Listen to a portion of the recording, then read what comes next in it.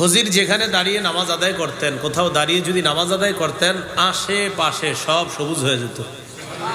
এই জন্য তার নাম খজির। খজির কি নবী ছিলেন নাকি ওলি ছিলেন?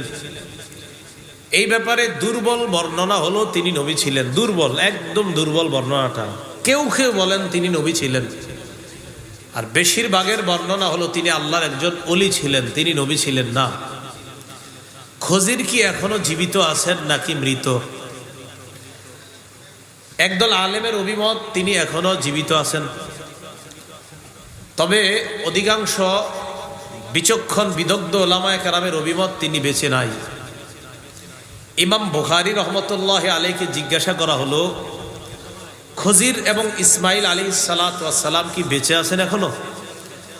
ইমাম বুখারী রহমতুল্লাহ আলাই বললেন, তারা বেঁচে থাকার কোনো কারণ দেখতেছি না আমি। ইমাম বুখারী বললেন, ভাই কেননা নবী এক হাদিসে বলেছিলেন, এই পৃথিবীতে বর্তমানে যারা আছে, মানে নবীজি বলতেছিলেন আজকের পৃথিবীতে যারা আছে 100 বছর পর তারা কেউ থাকবে না, সেই হিসাবে খজিরও থাকবে না।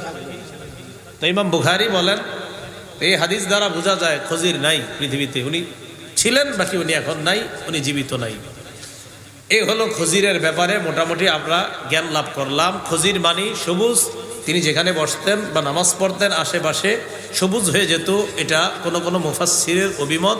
তাই ওনার উপাধি খজির, ওনার উপনাম আবুল আব্বাস, ওনার মূল নাম বিলিয়া অথবা ইয়াসা অথবা ইলিয়াস, ওনার উপাধি হলো খজির। উনি আল্লাহ প্রদত্ত কিছু জ্ঞান অর্জন করেছেন, যেটা আল্লাহ পাক রব্বুল আলামিন সবাইকে দেননি। তো মুসা নবীরে বললেন, হ্যাঁ আপনার চেয়েও বেশি জানে কিছু বিষয়, এমন একটা বান্দা আছে আমার, 2 সমুদ্রের মিলনস্থলে আপনি গিয়ে পাবেন। আল্লাহ পাক রব্বুল আলামিন এই কথাটাই সূরা কাহফের 60 থেকে 82 নম্বর আয়াত পর্যন্ত আলোচনা করেছে। কারো ঘরে যদি বাংলা কোরআনের অনুবাদ থাকে, আপনারা কাহফের 60 থেকে 82 নাম্বার আয়াত পড়বেন আর অনুবাদ পড়বেন, আলাদা তাফসিরও দেখতে হবে না, খালি অনুবাদটা বললেই হবে। আল্লাহ পাক রব্বুল আলামিন বলেন, وَإِذْ قَالَ مُوسَى لِفَتَاهُ لَا أَبْرَحُ حَتَّى أَبْلُغَ مَجْمَعَ الْبَحْرَيْنِ أَوْ أَمْضِيَ حُقُبًا। স্মরণ করুন ওই সময়কে যখন মুসা আলাইহিস সালাতু ওয়াস সালাম তার খাদেমকে বললেন, খাদেমের নাম ইউশা, খাদেমকে বললেন লা আবরাহু।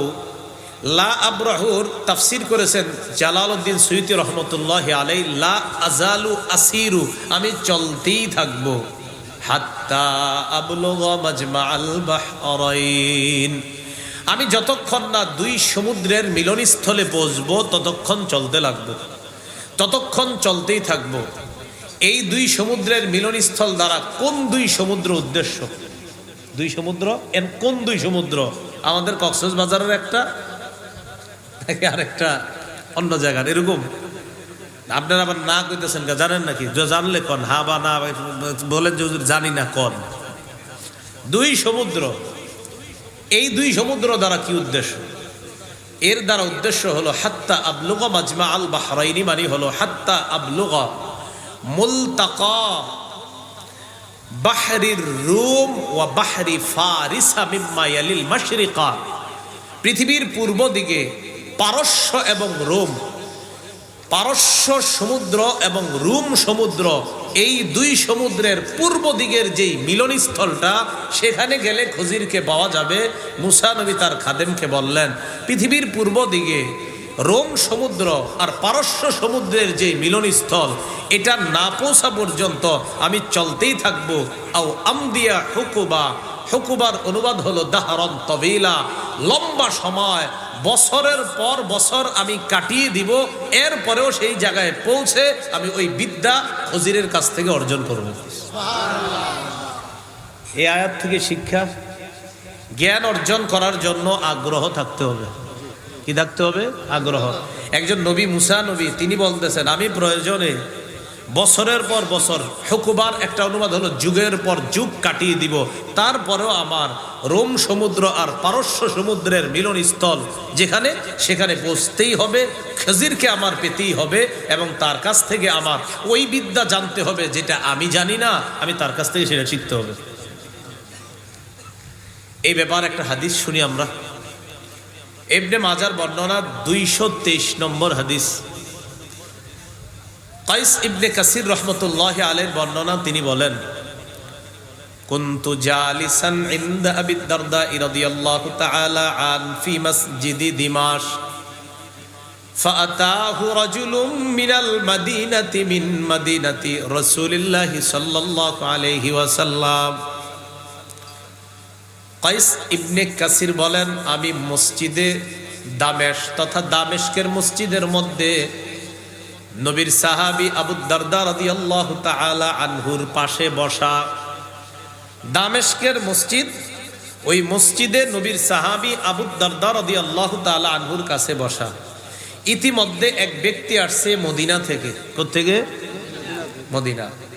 মিন মাদিনাতি রাসূলিল্লাহি সাল্লাল্লাহু আলাইহি ওয়াসাল্লাম।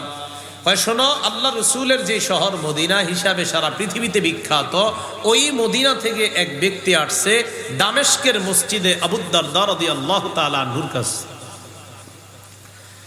কেন আসছে? আবু দারদা তাকে প্রশ্ন করলেন, কি ব্যাপার, তুমি এখানে আসছো কেন? তিনি জবাব দিলেন, হাদিসুন বালাগানি আন্নাকা তুহাদ্দিসুহু আর রাসূলিল্লাহি সাল্লাল্লাহু আলাইহি ওয়াসাল্লাম। একটা হাদিস যাচাই করার জন্য শুধু আপনার কাছে আসছে। আমার কাছে একটা হাদিস পৌঁছেছে। এই হাদিসটা আমার কাছে পৌঁছার পর আমি জানতে পারলাম হাদিসের বর্ণনাকারী নাকি আপনি। কে? আবু দারদা, ওই যার কাছে আসছে। আমি আবার বলছি, আবু দারদার কাছে মদিনা থেকে এক ব্যক্তি আসছে। আবু দারদা বললেন, তুমি কেন আসছো? ওই ব্যক্তি জবাব দিলেন, আমি জানতে পারলাম আমার কাছে একটা হাদিস পৌঁছেছে, এই হাদিসটা নাকি আপনি নবীর থেকে বর্ণনা করেছেন। আমি শুধু এতটুকু নিশ্চিত হতে আসছি যে আসলে নবীজি এই হাদিসটা বলছে কিনা, শুধু এটুকু জানবো যে আপনি সত্যিকার অর্থে এই হাদিসটা নবীর কাছ থেকে শুনছেন কিনা, আর আপনি এই হাদিসের বর্ণনাকারী কিনা। তাহলে কয়টা বিষয় জানতে আসছে? কতটুকু জানেন? আসছে এই একটা বিষয় জানতে 1200 কিলোমিটারের উপরে। কয়শো কিলোমিটার? আজকে এই গুগলে সার্চ দিবেন মদিনা থেকে দামেশকের দূরত্ব কত, দেখবেন প্রায় 1267 উপরে উঠবে। একটা হাদিস শুধু এটা নবী বলছে কিনা এতটুকু যাচাই করতে বাস 1000 কিলোমিটারের উপরে পথ পাড়ি দিয়ে আইসা গেছে। একটা হাদিস শুধু যাচাই করবে যে এটা আপনি বলছেন কিনা, বাস একটু বললেই হবে। তা আবু দারদা সাহাবী, উনি অবাক হয়ে গেলেন। কয়, তুমি আসলে এই কাজে আসছো? হ্যাঁ, শুধু এই কাজে আসছো। আমা কাদিমতা লিতিজারা, তুমি কোনো ব্যবসার জন্য আসনি? কয় না।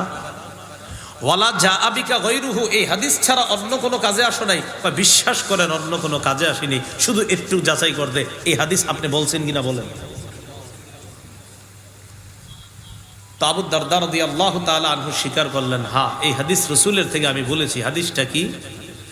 ক্বালা রাসূলুল্লাহি সাল্লাল্লাহু আলাইহি ওয়াসাল্লাম, মান সালাকা তরিকান ইয়ালতামিসু ফীহি ইলমা ওয়া ফি রিওয়ায়া ইয়াতলুবু ফীহি ইলমা সাখালাল্লাহু লাহু বিহি তরিকান ইলাল জান্নাহ। কোন ব্যক্তি যদি ইলম অন্বেষণ করার জন্য পথ অতিক্রম করে, রাস্তা অতিক্রম করে, মাদ্রাসায় বিদ্যা অর্জনের জন্য রাস্তাটায় রওনা করছে, রাস্তা দিয়ে হাঁটা আরম্ভ করছে, আল্লাহ নবী বলেন যেই পরিমাণ রাস্তা হেঁটে যায় ওই পরিমাণ রাস্তা কিয়ামতের ময়দানে কমিয়ে জান্নাতে যাওয়ার রাস্তা সহজ করে দেয়। দুনিয়াতে আপনি কথার কথা সারা জীবন 100 মাইল হাঁটছেন বিদ্যা শেখার জন্য, আল্লাহ কিয়ামতের মাঠে 100 মাইল কমায়া আগে আগে জান্নাত দিয়ে দিন। এই হাদিসের মধ্যে আসছে, ওয়া ইন্না তালিবাল ইলমি লা ইস্তাগফিরু লাহু মান ফিস সামাওয়াতি ওয়াল আরদ হাত্তাল হিতানু ফি জাওফিল মা।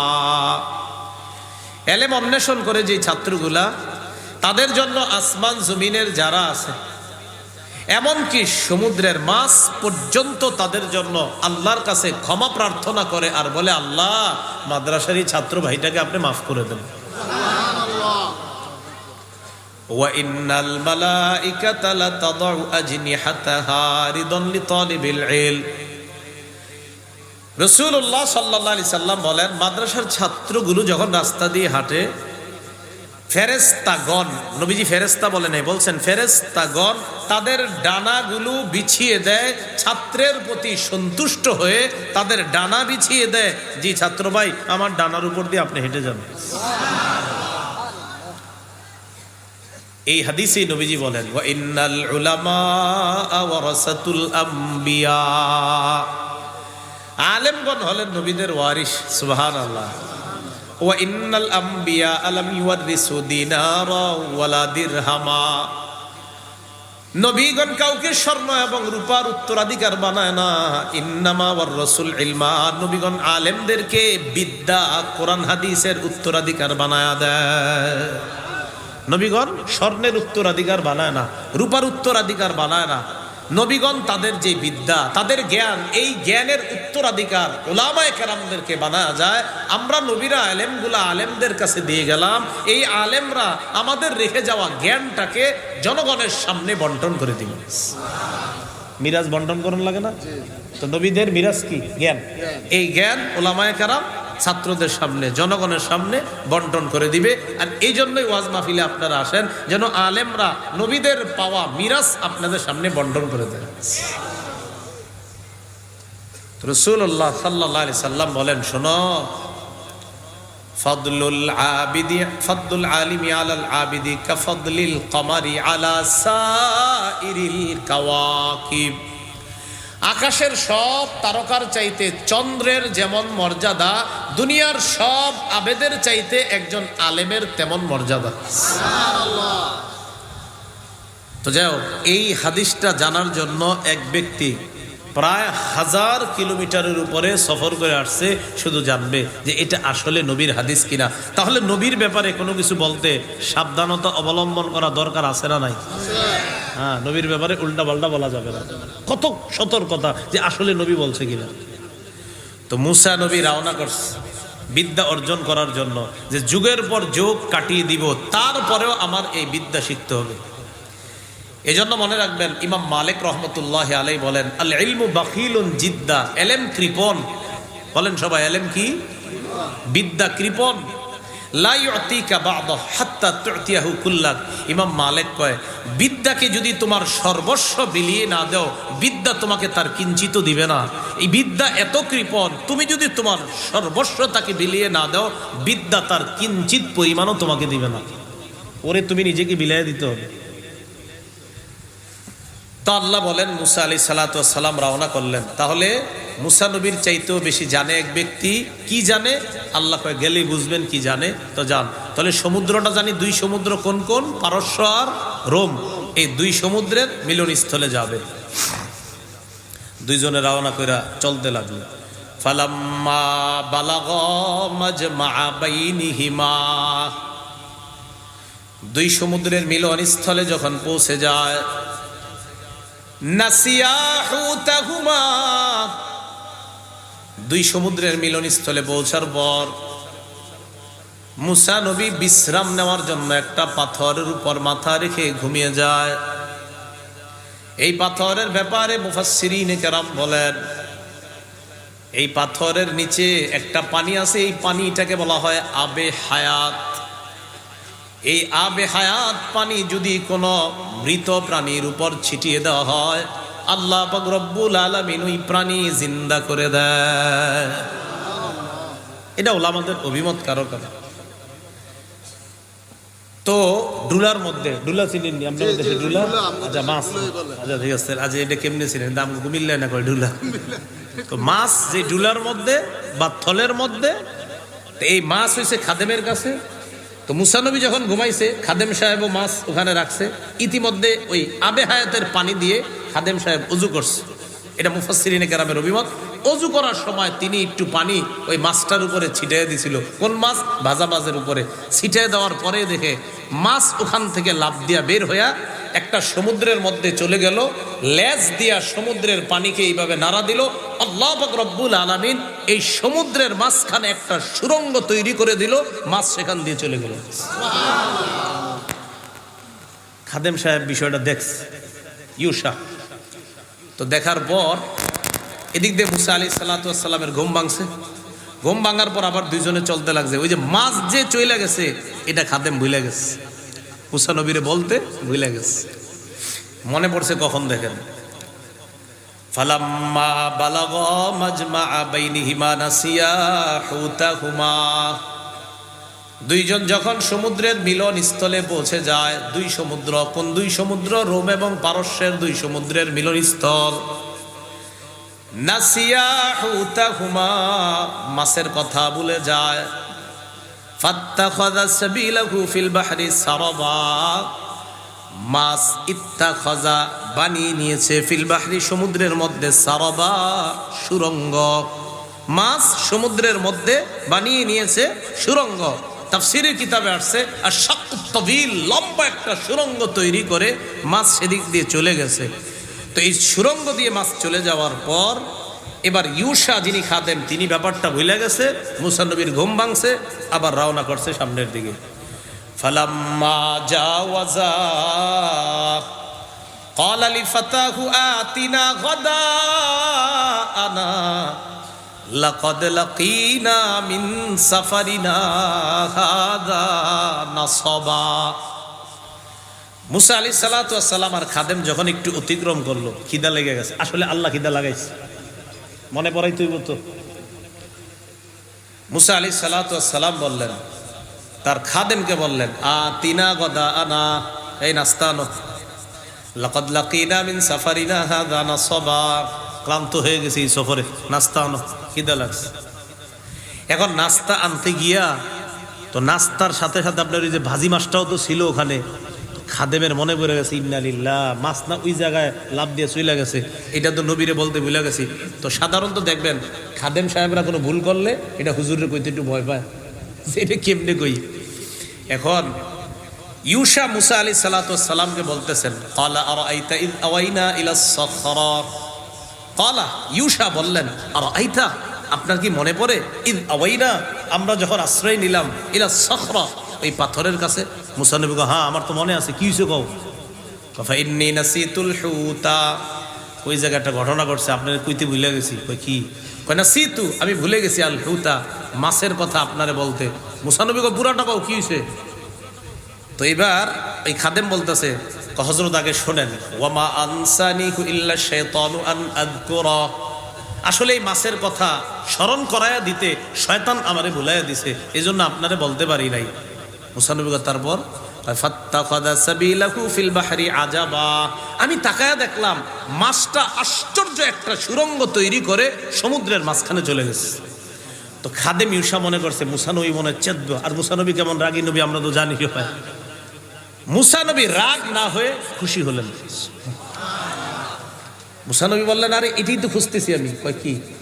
ক্বালা যালিকা মা কুন্না নাবগি, মুসা নবী বললেন, আরে এই জায়গাটা তো খুঁজতেছি, আল্লাহ বলছে ইদা ফাকাত্তাহু, মাছ যেখানে হারিয়ে ফেলবেন, ফাসাম্মা, সেখানেই খজিরকে পাবেন। মাছ হারাইছো কোন জায়গায় মনে আসেনি? হ্যাঁ আমার মনে আছে। চলো সেখানে, সেখানেই খজিরকে পাবো। এখন ওই দুইজনে যে রাস্তা দিয়ে হাঁটতে হাঁটতে আসছে, পা, আপনারা বালু দিয়ে হাঁটছেন নি, পায়ের নিচে না থাকে? আচ্ছা। ফারতাদ্দা আলা আসারিহিমা কাসাসা, পদাঙ্ক অনুসরণ করতে করতে যেখান থেকে এসেছিল আবার ঘুরে ওই পথ ধরে পদাঙ্ক অনুসরণ করতে করতে আবার আগের জায়গায় গিয়ে পৌঁছে যায়। পৌঁছার পর কি হলো? সূরা কাহফের 65 নম্বর আয়াতে বলেন, ফাওয়াজাদা আবদাম মিন ইবাদিনা আতাইনাহু রাহমাতাম মিন ইনদিনা ওয়া আল্লামনাহু মিন লাদুন্না ইলমা। ফাওয়াজাদা, মুসা এবং তার খাদেম সেখানে পেয়ে যায় আবদাম মিন ইবাদিনা, আমার বান্দাদের মধ্য থেকে এক বান্দা, ওই বান্দাই হলেন খজির। পেয়ে গেছে। কিভাবে? বুখারীতে আসছে, মুসাজ্জান বিসাউবিন, কাপড় মুড়ি দিয়া একজন বসে রয়েছে। বুখারীতে আসছে মুসাজ্জান বিসাউবিন, কাপড় মুড়ি দিয়ে বসে রয়েছে। মুসা আলাইহিস সালাতু ওয়াস সালাম বললেন, বুখারীতে আসছে, সালাম দিলেন, আসসালামু আলাইকুম। খজির কাপড়ের ভিতর থেকে বলতেছে, কে এখানে সালামের আওয়াজ? মুসা নবী বললেন, আমি মুসা। কোন মুসা? বনি ইসরাইলের মুসা? জি আমি বনি ইসরাইলের মুসা। তো এই কথা বলার পর আপনি এখানে কেন? আমি তো আপনার কাছে একটা কাজে আসছি। কি কাজ? আল্লাহ আপনার কি বিদ্যা দিছে, যেই বিদ্যা নাকি আমার জানা নাই, এটা শিখতে আসছি আপনার কাছে। খজির বললেন, হ্যাঁ, আমাকে আল্লাহ একটা বিদ্যা দিছে যেটা আপনাকে দেয়নি, আর আপনাকে যে বিদ্যা আল্লাহ দিছে সেটা আমাকে দেয়নি। ইতিমধ্যে কি হয়েছে আপনার? ওয়াকা উসফুরুন আলা হারফিস সাফিনা, ইতিমধ্যে আপনার একটা চড়ুই পাখি আসছে। চড়ুই পাখি আইসা এটা একটা জাহাজের একটা নৌকার কিনারায় বসছে। বসার পর সমুদ্রের মধ্যে ওই চড়ুই পাখিটা একটা ঠোকর অথবা দুই ঠোকর এইভাবে মুখ দিয়া পানি উঠেছে। একটা ছোট্ট চড়ুই পাখি সমুদ্রে একটা অথবা দুইটা ঠোকর দিছে, এইভাবে দেওয়ার পর পানি উঠেছে। কেন আপনারা বলেন তো, একটা সমুদ্রের মধ্যে চড়ুই পাখি যদি এক ঠোকর বা দুই ঠোকর দেয়, অনেকগুলা পানি মুখে আসে। হ্যাঁ, খজির বললেন, মুসা, এই চড়ুই পাখির ঠোঁটে পানিটা দেখছেন? মা নাকাসা ইলমি ওয়া ইলমুকা মিন ইলমিল্লাহি ইল্লা ফি হাযিহি নাকরা ফি নাকরাতি হাযাল উসফুরি ফিল বাহর। এই যে চড়ুই পাখি সমুদ্রের মধ্যে মুখ দিয়ে সামান্য একটু পানি তার মুখের ঠোঁটের আগায় আসছে, সমুদ্রের তুলনায় যেমন সামান্য একটু চড়ুই পাখির মুখে, এই চড়ুই পাখির মুখের পানি বরাবর বিদ্যা হলো আমার আপনার বিদ্যা। সারা দুনিয়ার বিদ্যা হলো এই সামান্য ফোঁটা, আর পুরা সমুদ্রের বিদ্যাটা রবের কাছে। সমুদ্র পরিমাণ বিদ্যা যদি রবের কাছে থাকে, আর আমগরে সামান্য একটু দেওয়ার পরে এতে আমরা আল্লামা লিখি 14 বার। হ্যাঁ, তো পোস্টারে যদি 3-4 বার না লেখেন তো সুন্দর হয় না। আমার নামে শুরুতে লিখেন, আল্লাহ জানে, দেই নাই, মাহফিলও কাটা যাইতে পারে, এটা ভুলেও লিখবেন না। হ্যাঁ, মুসা আলাইহিস সালাতু ওয়াস সালাম খজিরকে বললেন, আমার আপনার বিদ্যা এতটুকুই, তো ঠিক আছে, আপনি কি ধৈর্য ধারণ করতে পারবেন? আমার কাছ থেকে বিদ্যা শিখতে হইলে ধৈর্য লাগবে প্রচুর। তাহলে আমরা এতক্ষণের আলোচনা থেকে দুইটা বিষয় শিখছি। এক, বিদ্যার জন্য সফর করতে হবে, আরেকজনের কাছে যাইতে হবে। 2, আগ্রহ থাকতে হবে প্রচন্ড। এতটুকু শিখলাম। এবার 3 নাম্বার একটা বিষয় আমরা শিখব। ও আল্লাহ বলেন, আমার বান্দাকে পেয়ে গেল আতাইনাহু রাহমাতাম মিন ইনদিনা, যেই বান্দাকে আমার পক্ষ থেকে রহমত দিয়েছি, মানে খজিরকে। এই রহমত দ্বারা কি উদ্দেশ্য? তো মুফাসসিরিনে কেরাম বলেন, একটা উদ্দেশ্য নবুওয়াহ, আমার যেই বান্দাকে আমি নবুয়ত দিয়েছি, আমি আগেই বলছি আপনাদেরকে, এই বর্ণনাটা দুর্বল। দ্বিতীয়, রহমত দ্বারা উদ্দেশ্য হলো ভলায়া, এই ভলায়াতান দ্বারা উদ্দেশ্য হলো অলি, আমার এই বান্দাকে আমি অলি হওয়ার যোগ্যতা দান করেছি। এই ব্যাপারটা সবাই মেনে নিয়েছেন। তো আমার এই বান্দাকে মুসা নবী পেয়ে গেছে। আর কি?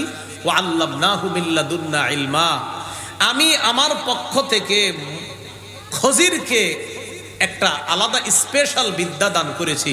এটাকে আরবিতে ইলমে লাদুন্নি বলা হয়। কি বলা হয় বলেন তো? ইলমে লাদুন্নি, মানে আল্লাহ প্রদত্ত বিদ্যা। এই কথা বলার পর এবার 66 নম্বর আয়াতে মুসা আলাইহিস সালাতু ওয়াস সালামের বক্তব্য আল্লাহ বলতেছেন, ক্বালা লাহু মুসা হাল আত্তাবিউকা আলা আন তুআল্লিমানি মিম্মা উল্লিমতা রুশদা। মুসা নবী বললেন, আমি কি আপনাকে অনুসরণ করতে পারি ওই বিদ্যা শিক্ষা করার ক্ষেত্রে যেই বিদ্যা আল্লাহর পক্ষ থেকে আপনাকে শেখানো হয়েছে? এই বিদ্যা শিখার জন্য আমি কি আপনার অনুসরণ করতে পারি? এটা মুসা নবী খজিরকে বললেন।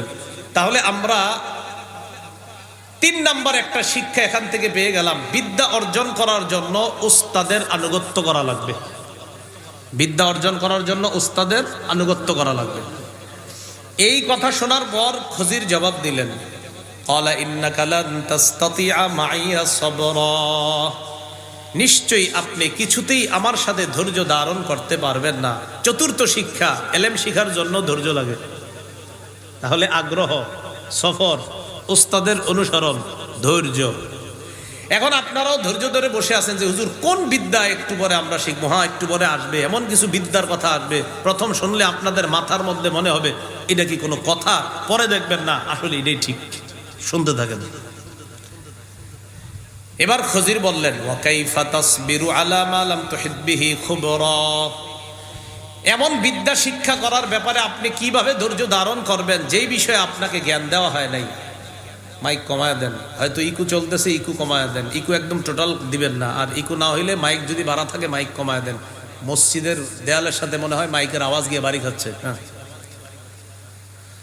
এই কথা বলার পর মুসা নবী বললেন, ক্বালা সাতাজিদুনি ইনশাআল্লাহু সাবিরা ওয়া লা আ'সি লাকা আমরা। ইনশাআল্লাহ, আল্লাহ চাহেন তো আপনি আমাকে ধৈর্যশীলদের অন্তর্ভুক্ত পাবেন। আমি আপনার কোনো বিষয়ের অবাধ্য হব না, আমি আপনার অনুসরণ করার ক্ষেত্রে কোনো বিষয়ে অবাধ্যতা করব না, আপনি আমাকে ধৈর্যশীল পাবেন। সূরা কাহফের ৭০ নম্বর আয়াতে এবার খজিরের বক্তব্য আল্লাহ উপস্থাপন করেন। ক্বালা ফাইনিত্তাবাতানি ফালা তাসআলনি আন শাইইন হাত্তা উহদিসা লাকা মিনহু যিকরা।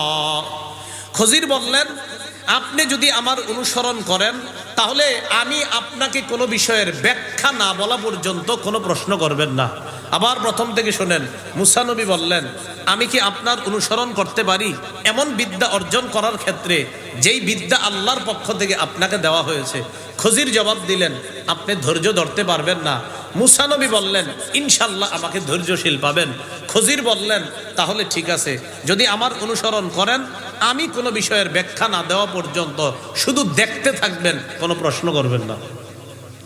এখন আপনারাও শুনবেন, শুনে আপনারাও খালি ধৈর্য ধরে, মানে একটু ধৈর্য ধরবেন, জিগাইন না হুজুর এটার জবাব কি, জবাব আল্লাহ দিয়ে দিবে, খালি শুনবেন, দেখেন কি কয়।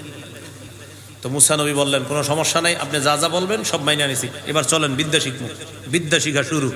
তাহলে আপনারা 3টা বিষয় মুখস্থ করবেন, আপনাদেরকে কিন্তু আমি জিজ্ঞাসা করব, আপনারা জবাব দিতে হবে। প্রথম বিদ্যা, সূরা কাহফের ৭১ নম্বর আয়াত থেকে আল্লাহ এবার বিদ্যা শিখানো শুরু করতেছেন। ফানতালাকা, মুসা এবং খজির চলতে লাগলেন। আলা সাহিলিল বাহরি, সমুদ্রের কিনারা দিয়ে দুইজন চলতে লাগলেন। হাত্তা ইযা রাকিবা ফিস সাফিনাতি খারাকাহা, দুইজন চলতে চলতে এক পর্যায়ে নদী পাড়ি দেওয়ার জন্য নৌকায় উঠলেন, অথবা কোনো কারণে নৌকার মধ্যে চড়লেন। নৌকায় চড়ার জন্য খজিরের কাছেও ভাড়া নাই, মুসা নবীর কাছেও ভাড়া নাই। খজিরকে মাঝি চিনে ফেললেন, চিনার পর ভাড়া ছাড়াই মুসা নবী আর খজিরকে নৌকায় উঠায় নেয়। হাত্তা ইযা রাকিবা ফিস সাফিনা, দুজন যখন নৌকায় চড়লেন, জাহাজের মধ্যে চড়লেন, খারাকাহা, যেই নৌকার মধ্যে চড়লেন ওই নৌকাটা খজির ছিদ্র করে দিছে। কি করে দিছে? আমারে আপনার একজনে মায়া করে উঠাইলো হ্যাঁ নৌকায়, এটা আমি ছিদ্র করে দিলাম। আপনাকে বলেন, আমগো মাথায় কি মনে হয় কাজটা কি ঠিক হয়েছে? না, আসলেই তো না। এটা দেখতে কি মনে হচ্ছে কাজটা কি হয় নাই, ঠিক হয় নাই। এখন এই জায়গা বুঝেন, খজির নৌকা ছিদ্র করা দ্বারা কি উদ্দেশ্য? এটার দ্বারা উদ্দেশ্য, নৌকার নিচে যে কাঠগুলা থাকে একটা কাঠ উঠাইয়া দিছে। তো উঠানোর পর কাঠ যদি উঠায়, এখন পানি উঠানো নৌকা ডুবে যাবে, তখন ওই কাঠের পরিবর্তে একটা কাঁচ লাগাই দিছে। কাঁচ, ইমাম বাগাবী রহমতুল্লাহ আলাইহি লেখছেন, কাঠ উঠাই দিয়ে একটা কাঁচ লাগাইয়া দিছে, যেটা দেখতে অসুন্দর লাগে, যে নৌকার নিচে পুরা কাঠ আর মাঝখানে একটু কেমন ছিদ্র দেখা যায়। আসলে এমন একটা কাঁচ লাগাইয়া দিছে যেটা অন্য কেউ দেখলে মনে হবে এটা মনে হয় ছিদ্র, আসলে এখানে একটা কাঁচ আছে, যেন ওই জাহাজের কোনো ক্ষতি না হয়। বাকি ছিদ্র করার পর কাঁচ লাগাইয়া দিছে জাহাজের ক্ষতি না হওয়ার জন্য, জাহাজটা যেন না ডুবে। বুঝলাম জাহাজ না ডুবার জন্য এটা করছে কি লেগে। এখন মুসা নবী কয়, আখারাকতাহা লিতুগরিকা আহলাহা, আপনি জাহাজটা ছিদ্র করলেন জাহাজের অধিবাসীগুলারে ডুবানোর জন্য। লাকাদ জিতা শাইআন ইমরা, আপনি একটা খারাপ কাজ করছেন। কি কাজ করছেন? খারাপ কাজ করছেন।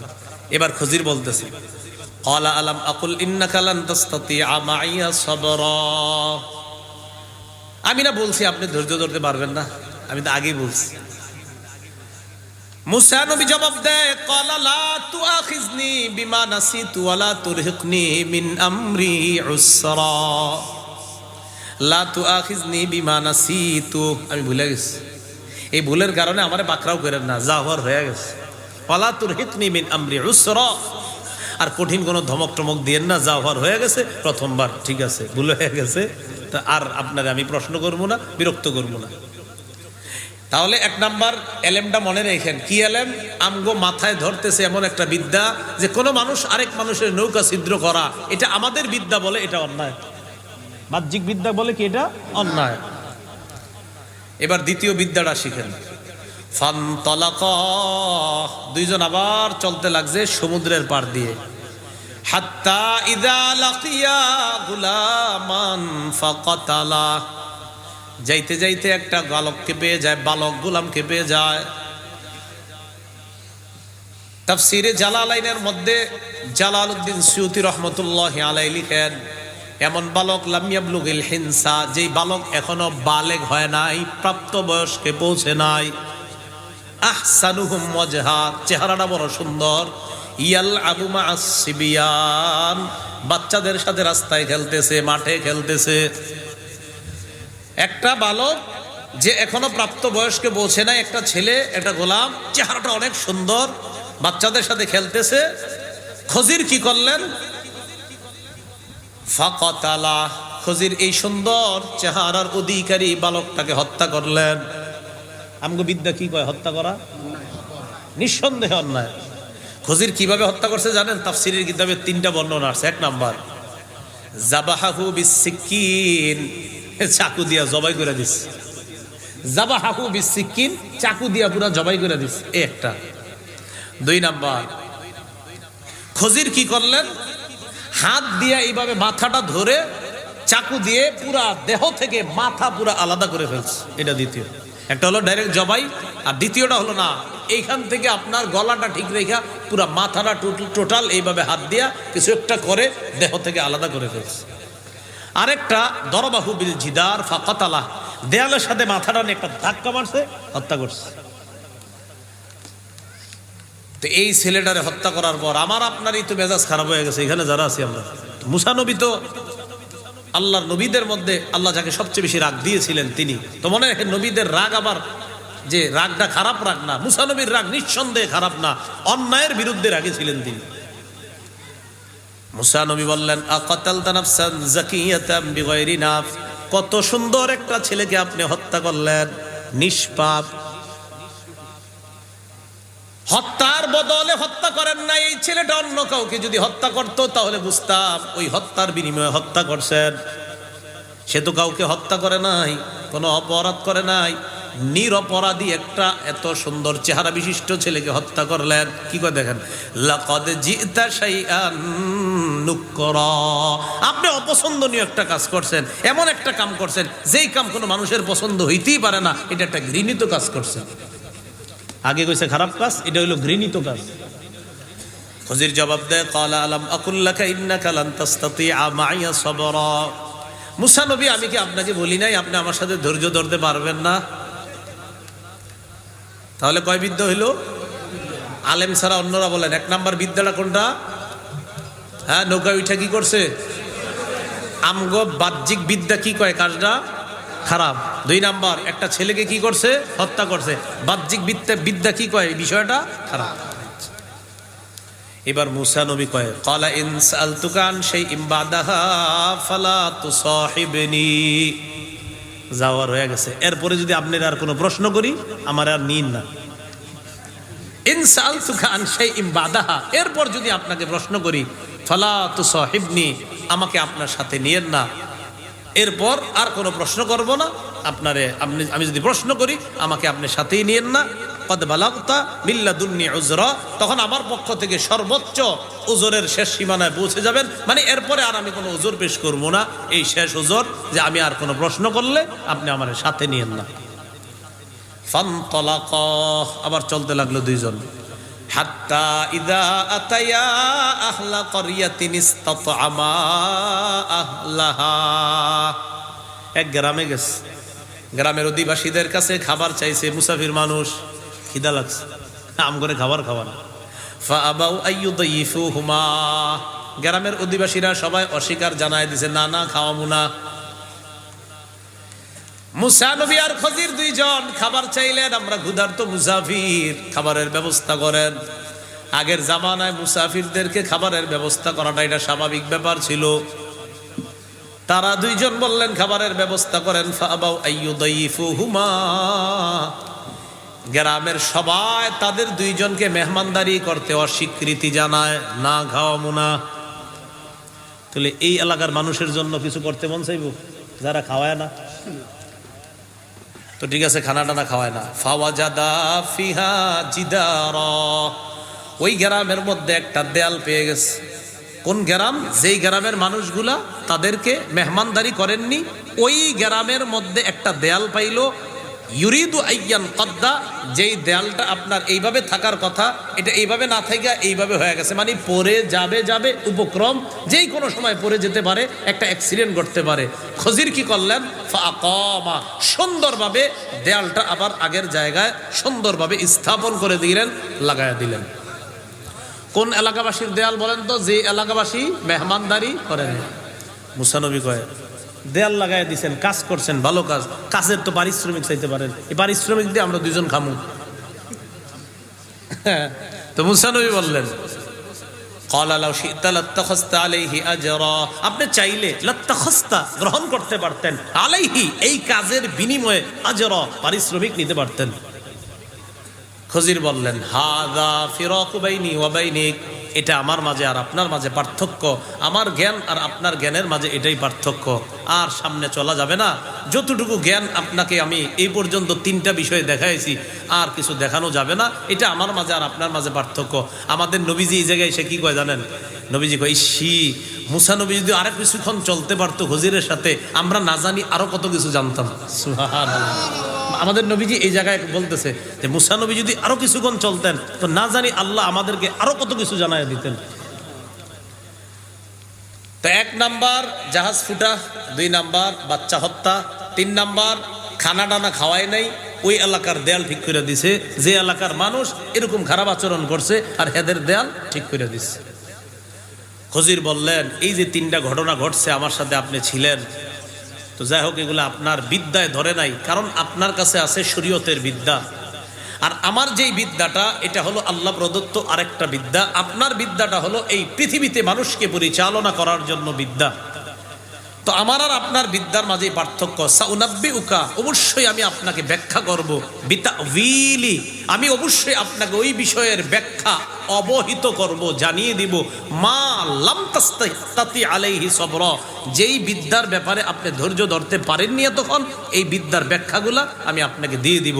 1 নাম্বার বিদ্যা ছিল জাহাজ ফুটা করলাম, আপনি বাহ্যিক দৃষ্টিতে দেখলেন আমি তাদের জাহাজটা ফুটা করলাম, কিন্তু আমি ফুটা করার কারণে আমি তাদের একটা উপকার করে দিছি। কি?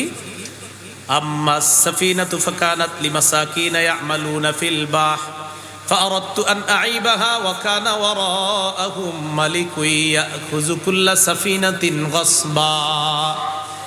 জাহাজটা ছিল একদল অসহায় মানুষের। আম্মাস সাফিনা, জাহাজটা ছিল ফাকানাত লিমাসাকিনা, একদল অসহায় দরিদ্র মাঝিদের এই জাহাজটা ছিল।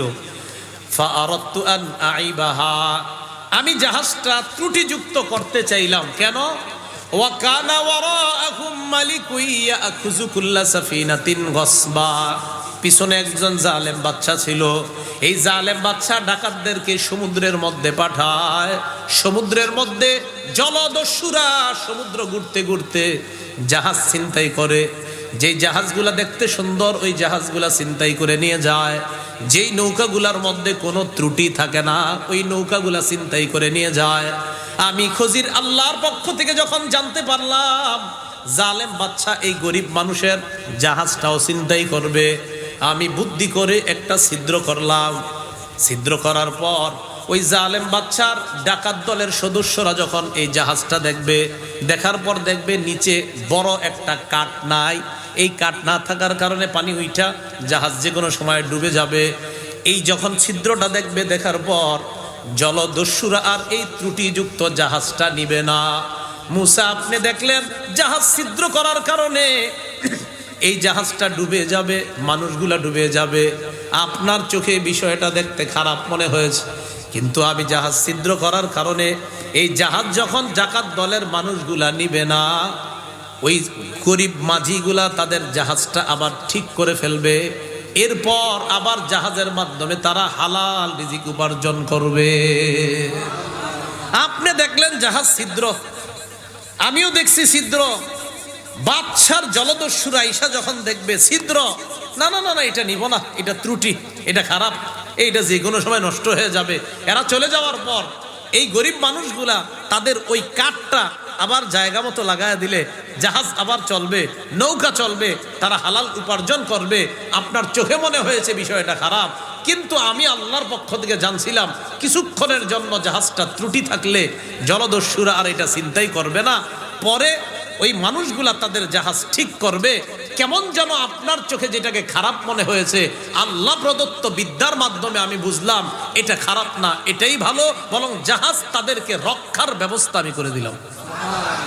জাহাজটা কি রক্ষা হইলো না চিন্তা হইলো? রক্ষা। যদি ভালো থাকতো চিন্তাই হয়ে যেত। 2 নাম্বার হত্যা, ছেলেটা কয় বুঝলাম আপনি 1 নাম্বার জাহাজ এটা বুঝলাম, একটা তাজা সুন্দর মানুষ মেরে লাইলেন, এটা কিরকম? وأما الغلام فكان أبواه مؤمنين فخشينا أن يرهقهما طغيانا وكفرا। যেই যুবকটাকে আমি মারলাম, যেই ছেলেটাকে আমি মারলাম, তার মা বাবা ছিল ইমানদার। আমি আশঙ্কা করলাম, আল্লাহর পক্ষ থেকে জানতে পারলাম এই ছেলে বড় হওয়ার পর তার মা বাবাকে সে কুফরি আর নাফরমানি করতে বাধ্য করবে। তো যেই ছেলে বড় হলে মা বাবারে কুফরি করাবে, ইমানদার মা বাবারে কাফের বানাবে, এই ছেলে কি বড় হলে ভালো হলো না খারাপ হলো?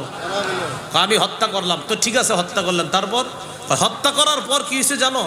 فأردنا أن يبدلهما ربهما خيرا منه زكاة وأقرب رحما। আমি ইচ্ছা করলাম তাদের রব এই দম্পতিকে, ইমানদার স্বামী আর স্ত্রীকে, এই ছেলেটা যারে হত্যা করলাম তার পরিবর্তে পবিত্র একটা সন্তান দিবে এবং মা বাবার প্রতি অধিক দয়া পরবশ হবে এমন একটা সন্তান আল্লাহ তাদেরকে দিবে। তাফসীরের কিতাবে আসছে আল্লাহ এই ছেলের পরিবর্তে তাদেরকে একটা কন্যা দিয়েছিলেন।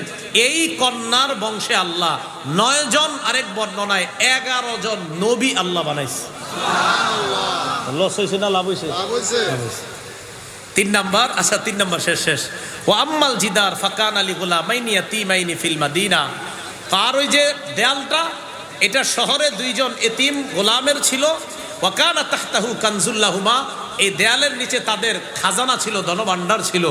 তো আমি যখন দেখলাম এই দেয়াল পড়ে যায়, আল্লাহর পক্ষ থেকে জানলাম যে এই দেয়ালটা পড়ে গেলে জনগণ তাদের খাজানাগুলা নিয়ে যাবে, তুমি দেয়ালটা ঠিক করে দাও। আমি দেয়াল ঠিক করে দিলাম।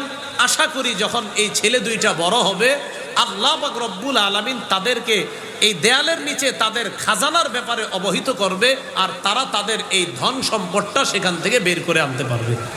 তাহলে এখানেও আরেকটা ভালো কাজ করছে। তো যে বিষয়টা বুঝালাম আমরা এই আয়াতগুলা থেকে কয়েকটা বিষয় বুঝলাম। আগ্রহ, সফর, অনুসরণ, ধৈর্য, এই সবের মাধ্যমে বিদ্যা অর্জন করতে হবে। আর বিদ্যা অর্জন করতে গিয়ে অনেক সময় আমার মনে হবে এই বিষয়টা আমার মনোভূত হচ্ছে না, না আপনি ধৈর্য ধরতে হবে। একটু পরে দেখবেন আসলে এই বিষয়টা আপনার মনোভূত হয়ে যাচ্ছে। প্রথমে আপনার মনে হবে না এটা তো ঠিক হচ্ছে না, তো আস্তে আস্তে যখন আপনি পরিপূর্ণ বিদ্যা অর্জন করবেন তখন আপনার কাছে যেটা ঠিক মনে হয় না সেটাকেও ঠিক মনে হবে ইনশাআল্লাহ। আল্লাহ পাক রব্বুল আলামিন আমাদের সকলকে যে কথাগুলা শুনলাম বললাম, আমরা যে আলোচনা শুনলাম, এই আলোচনা থেকে দ্বীনি ইলম অর্জন যারা করে তাদের সহযোগিতা করব, তাদের সাথে থাকব এবং নিজেরাও দ্বীনি ইলম অর্জন করার চেষ্টা করব। আল্লাহ তৌফিক দান করেন। ওয়া আখিরু দাওয়ানা আনিল হামদুলিল্লাহি রাব্বিল আলামিন। আলহামদুলিল্লাহি রাব্বিল আলামিন ওয়া আকিবাতুল লিল মুত্তাকিন। والصلاة والسلام على سيد الأنبياء المرسلين وعلى آله وصحبه أجمعين. ربنا ظلمنا أنفسنا وإن لم تغفر لنا وترحمنا لنكونن من الخاسرين. رب ارحمهما كما ربياني صغيرا. মাবুদ মেহেরবান মাওলা আল্লাহ, কোরআনের কথা কত সুন্দর মাওলা, কোরআনে আপনি কত নিগুড় তত্ত্ব লুকিয়ে রেখেছেন মাওলা, কোরআনে কত রহস্য আপনি লুকিয়ে রেখেছেন আল্লাহ। আজকে কিছু রহস্যের ব্যাপারে আমরা জানলাম, মুসা নবীর ব্যাপারে, খজিরের ব্যাপারে আমরা জানলাম। আল্লাহ, বিদ্যা অর্জনের প্রতি একজন নবীর এত আগ্রহ, ও মাবুদ দ্বীনি ইলম অর্জন করার ব্যাপারে আমাদের মধ্যেও এমন আগ্রহ আপনি তৈরি করে দেন আল্লাহ। পাশে কবরস্থান, এলাকার ছোট বড়, মাঝানি মধ্য বয়স্ক নারী পুরুষ যে মুসলমানরা শায়িত আছে তাদের কবরগুলো আপনি জান্নাতের বাগান বানায়া দেন আল্লাহ। এই মাহফিলকে সফল করতে গিয়ে অর্থ, শ্রম সহযোগিতা যারা করেছে মাওলা, মেধা দিয়ে পরামর্শ দিয়ে যারা সহযোগিতা করেছে আল্লাহ, অর্থ শ্রম মেধা পরামর্শ সব আপনি কবুল করে নেন। উভয় জগতে আপনি তাদেরকে জাযায়ে খায়ের দান করেন আল্লাহ। যারা দান করেছে তাদের আত্মীয় স্বজনদেরকে আপনি মাফ করে দেন, যারা অসুস্থ তাদেরকে সুস্থ বানায় দেন, যারা ঋণী ঋণ পরিশোধের ব্যবস্থা করে দেন, যারা অভাবী অভাব দূর করে দেন। আল্লাহ আমাদেরকে আপনি মাফ করে দেন, আল্লাহ আমাদেরকে আপনি মাফ করে দেন, আল্লাহ আমাদেরকে আপনি মাফ করে দেন। আল্লাহ আজকে যাদের সামনে আমি বসছি, যারা আমার সামনে বসছে, তাদের সাথে আবার জান্নাতে দেখা করায়া দিয়েন। আল্লাহুম্মা সাল্লি ওয়া সাল্লিম ওয়া বারিক আলা মুহাম্মদ। সুবহান রাব্বিকা রাব্বিল ইজ্জাতি আম্মা ইয়াসিফুন ওয়া সালামুন আলাল মুরসালিন। আলহামদুলিল্লাহি রাব্বিল আলামিন।